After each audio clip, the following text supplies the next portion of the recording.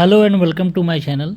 So we were talking medieval history and we had already talked about the rise of Rajputas and the tripartite war. Now it's time to talk about the Delhi Sultanate. So when the Muhammad of Ghori defeated Prithviraj Chauhan in the battle of Tarai and he also defeated Jaichand, right? So he left his general's name was Qutb Uddin Aibak in Delhi. So Qutbuddin Aibak was a slave of Muhammad Ghori and he was left in Delhi to rule the Delhi, right? But after the death of Muhammad Ghori, Qutbuddin Aibak asserted his freedom and it led to the formation of Delhi Sultanate.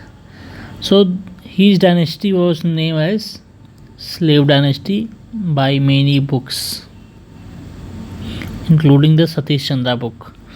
So as we already have discussed that in this video series we are only summarizing the text that is available in the Satish Chandra book. So we will stick to that only. So Qutbuddin Aibak passed away after failing from a horse during the game of Chaugan. So remember the name Chaugan. Qutbuddin Aibak died by this way. Then after passing away of Qutbuddin Aibak, Iltutmish came to power. Iltutmish was his son-in-law and Iltutmish was able to rule from Delhi in a very centralized monarchical power.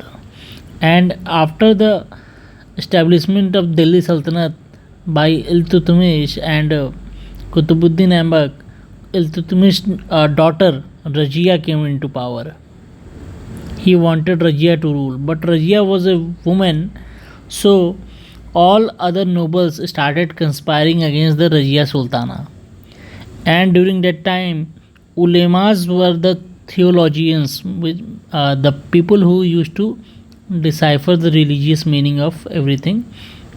So ulemas and the Turkish chiefs, they were called as the 40, and these ulema and 40 who were the Chahalgani, they conspired against Razia to overthrow her. Now later Razia was killed while having hunting in a forest, and later Chahalgani started asserting its power, and after the Chahalgani, Balban came into power. Balban was a very strong centralized ruler and he was able to subdue the Chahalgani's power, and his name was Ulugh Khan as it is written here, and he was able to kill all his rivals, and he used the royal insignia Chhattar, right? And he started a very centralized government controlling everything under his hand.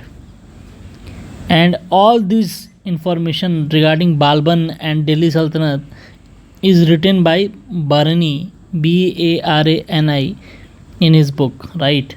So Barani was the writer who gave us the information on Delhi Sultanate. And talking about Balban, Balban was very much supportive of the royal born people and he was against low born people. It does not matter whether the low born was Turk or non-Turk.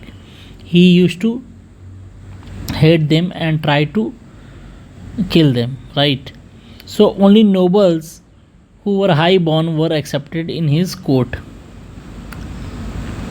and he was able to broke the Chahalgani, right, the 40 chiefs, right, and he established a military department called as Diwan-e-Arz. So keep this in mind. Diwan-e-Arz was established by Balban to tackle the Mongol issue from the northwest. Mongolites were spread all around the Central Asia as well as the West Asia, and they wanted to enter into India, but Here Kutubuddin Aibak and his later like Balban, they were able to uh, means tackle these Mongols, right?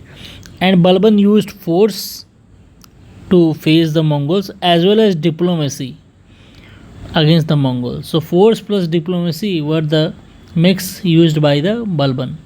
And Balban introduced the policy of blood and iron. So remember this also. It may come in your exam. And he started the tradition of sijda and pabos, that bowing towards the king and such kind of ceremony. They were of Persian origin, like they came from Iran. So Sijda and Pabos was started by Balban, and they were the Persian influence on the Indian slave dynasty. And after the Balban, Khilji rise happened. Khalji you can write, or you can write Khilji. So in Khilji, Alauddin Khilji was one of the prominent leader, and he established a city in Delhi called Siri. Right. So he established Siri, and he controlled the prices and the market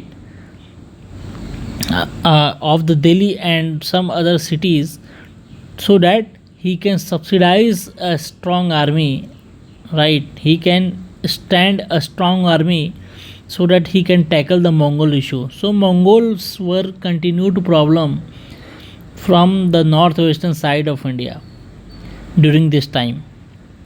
And most important thing to note that Bengal and Bihar were used to remain outside the control of Delhi during the most of the 13th century period, because they used to rebel and all the Delhi rulers had to go to the Bengal to control them. So this is it for the today's video. Thank you. Please like, subscribe and share.